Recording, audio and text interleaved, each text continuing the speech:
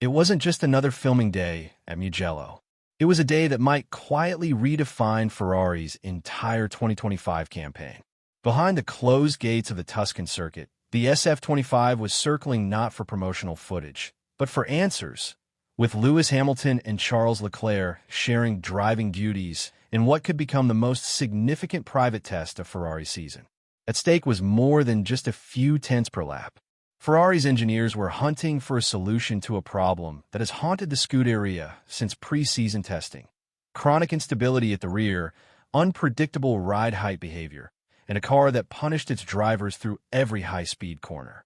But here's where it gets fascinating. This wasn't some routine shakedown. The rear suspension fitted to the SF-25 that Thursday was fundamentally different. A rethinking of geometry and compliance that promised not just incremental gains, but a potential unlock of entirely new setup windows for both Hamilton and Leclerc. And while the public headlines painted Ferrari's mood as cautiously optimistic, insiders suggest something far more pivotal: that this suspension concept could resolve the very limitations that have prevented Ferrari from translating one-lap pace into consistent race-winning performance. So as the championship heads to Spa-Francorchamps and beyond, the question is no longer whether Ferrari has pace, but whether this upgrade can finally give Hamilton and Leclerc a platform to fight McLaren on equal terms, both this season and beyond. At the heart of Ferrari's struggles this season has been a frustratingly narrow operating window, particularly at the rear of the SF-25, where inconsistent behavior over bumps and curbs has robbed the car of both stability and driver confidence. The data gathered at Mugello last week reveals exactly how Ferrari's engineers intend to change that narrative. Central to the new rear suspension package is a revised geometry designed to reduce ride height variability under dynamic loads.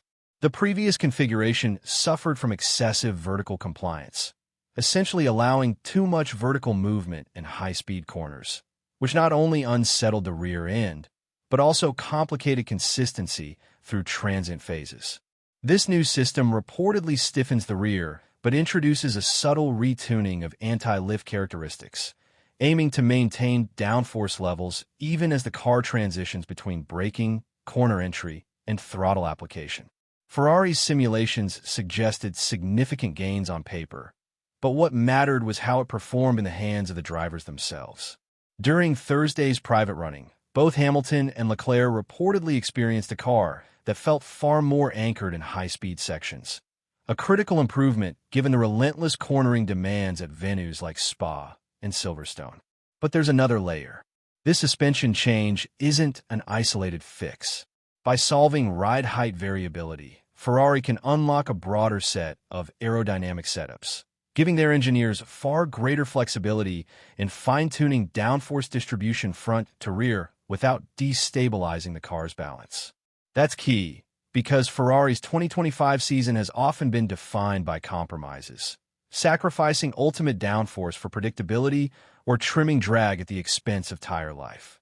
If this suspension truly delivers what initial feedback suggests, it could allow Ferrari to finally exploit the SF-25's theoretical potential over a full Grand Prix distance, not just in qualifying trim. While the technical data may look promising, the human element behind this breakthrough tells an equally compelling story, one of pressure, politics, and pride inside Ferrari's walls. For Lewis Hamilton, this private Mugello test represented far more than an engineering exercise. It was a critical moment to assert himself as Ferrari's most valuable asset, a seven-time world champion whose feedback carries weight beyond lap times. Hamilton's transition to Ferrari hasn't been seamless. Whispers in the paddock suggest that even inside Maranello, there's been quiet skepticism about whether his input could truly recalibrate a team so steeped in its own design philosophies. And yet, here he was, taking the wheel of a radically re-engineered SF-25, pushing it to the limits around Mugello's fast-flowing corners, and reportedly delivering feedback that validated Ferrari's direction. The engineers took note. Hamilton's description of the car's newfound rear stability echoed precisely what the data was showing, lending immediate credibility to the upgrade path. For Charles Leclerc, The stakes were even more personal. While he remains Ferrari's golden child, this test session was a reminder that he now shares the spotlight and influence with a driver whose experience in Mercedes championship-winning machines gives him unique insight into what a truly elite car feels like underneath him.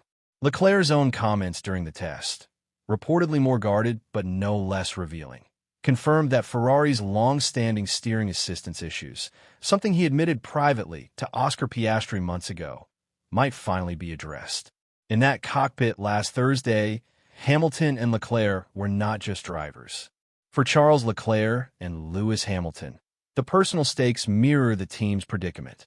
Leclerc may sit fifth in the driver standings, 16 points ahead of Hamilton, but both drivers are effectively competing for the same prize now. Momentum heading into 2026, when the regulations reset and Ferrari's long-term project truly begins. The mathematics of the 2025 title fight leave little room for fantasy.